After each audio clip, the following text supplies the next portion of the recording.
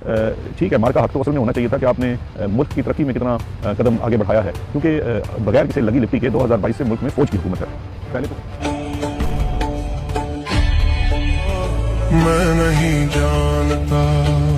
खान के दोस्त चौधरी निसार ने सीनियर सहाफी के सामने बड़ी खबर ब्रेक कर दी है। अडियाला जेल में आसिम मुनीर की इमरान खान से दूसरी बड़ी मुलाकात के बाद पाकिस्तानी कौम को बड़ी खुशखबरी से आगाह कर दिया है। खान साहब अपने घर में होंगे। आसिम मुनीर ने पाकिस्तानी कौम से माफी भी मांग ली है। इस कौम की हकीकी आजादी के लिए जंग लड़ने वाले इमरान खान के लिए ये कड़ा मरहला अब खत्म हो चुका है। चौधरी निसार का मुकम्मल वीडियो बयान आपके साथ शेयर करने से पहले ये भी बता दें कि आपको बताता हूँ, इमरान खान ने जिन चीजों का हमें बताया कि ये हमारे राइट्स हैं, हमारे राइट्स हैं, आम आवाम का क्या हक है, फौज के ऊपर क्या हक है, अपने राइट्स के ऊपर किस किस जगह पे बोलने का, ये चीज उस बंदे ने हमें ला के सिखाई।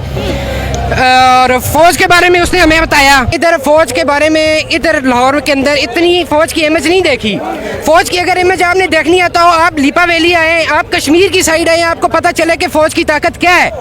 हमने आँख खोली, हमने फौज को देखा, हमारे साथ, हमारे दुख में, हमारे सुख में हमारे साथ होती है फौज के साथ हम, हमारे साथ फौज। और माशाल्लाह जो ये ऑपरेशन हुआ था बुनियाने महसूस, I like it, I love it.